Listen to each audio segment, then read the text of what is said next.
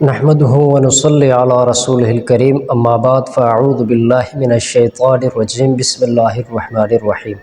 آج آپ کے سامنے ان جانوروں کے حوالے سے گفتگو کریں گے جن کو اللہ رب ذوالجلال قیامت کے دن جنت میں داخل فرمائیں گے۔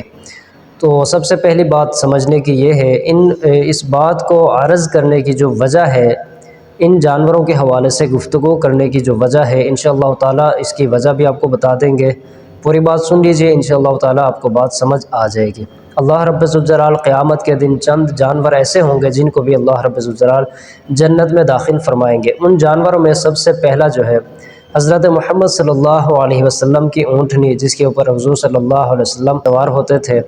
دوسرے نمبر پر وہ اونٹنی جو حضرت صالح علیہ السلام کی اونٹنی، جس کو قوم نے مطالبہ کیا تھا کہ آپ اس چٹان سے، پتھروں کے چٹان سے اونٹنی ایسے نکال لیجئے، آپ کا رب جو ہے اپنے رب سے کہہ دیجئے کہ وہ اس چٹان سے جو ہے وہ اونٹنی نکالے، اور وہ اونٹنی نکلتے ہی بچہ جنے۔ تو اللہ رب الجلال کا حکم ہوا اور اس چٹان سے جو ہے اونٹنی باہر نکل آئی، اور نکلتے ہی اس نے بچہ جنا، لیکن اس کے باوجود بھی وہ ایمان نہ لائے تو اللہ رب الجلال نے اسے عذاب دے دیا۔ تو اس کے بعد اصحاب کہف کا کتا جو ہے وہ بھی جنت میں چلا جائے گا، 3 ہو گئے۔ چوتھے نمبر پہ وہ چونٹی جس نے حضرت سلیمان علیہ السلام کے لشکر سے اپنے قوم کو، یعنی اپنے گروہ کو آگاہ کیا تھا کہ آپ ہوشیار رہے، سلیمان علیہ السلام کا لشکر آ رہا ہے، ایسا نہ ہو کہ یہ لا علمی کے اندر، لا شعوری میں آپ کو روند ڈالے۔ 4 ہو گئے۔ 5واں ہدہد، سلیمان علیہ السلام کے پاس جو ملکہ کی خبر لے کر آیا تھا، ہدہد 5ویں نمبر پہ۔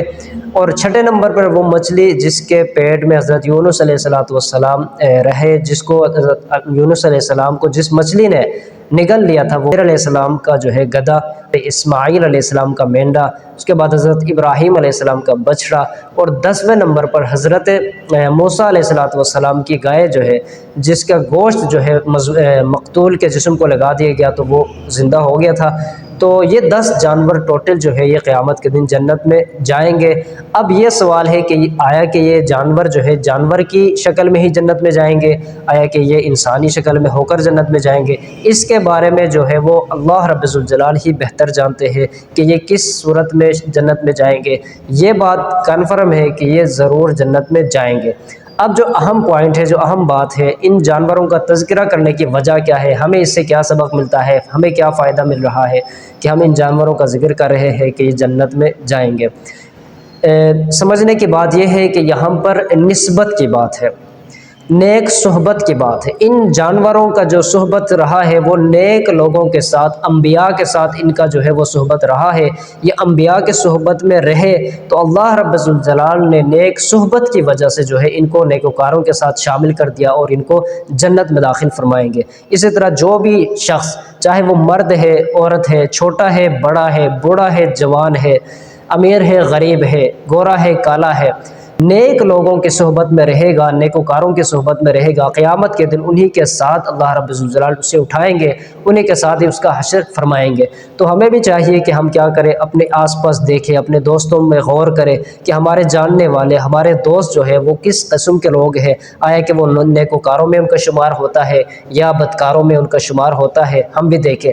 قیامت کے دن انسان افسوس کرے گا، یا لیتنی لم اتخذ فلانا خلیلا، کہ اے کاش کہ میں فلاں شخص کو دوست نہ بنایا ہوتا۔ تو اس افسوس سے پہلے ہمارے پاس وقت ہے کہ اپنے دوستوں کا انتخاب کیا کرے، سوچ سمجھ کر کرے، نیک لوگوں کے صحبت میں رہے، نیک لوگوں کے ساتھ رہے۔ انشاءاللہ تعالی قیامت کے دن اپنا عمل کوئی ہو نہ ہو، ان نیک لوگوں کی صحبت کی وجہ سے اللہ رب الجلال ہمارا شمار بھی انہی کے ساتھ انشاءاللہ تعالی فرمائیں گے۔ اللہ رب الجلال ہم سب کو دین پر صحیح طور پر عمل کرنے کی اور نیک لوگوں کی صحبت میں رہنے کی توفیق نصیب فرمائے۔ وما علینا الا البلاغ المبین۔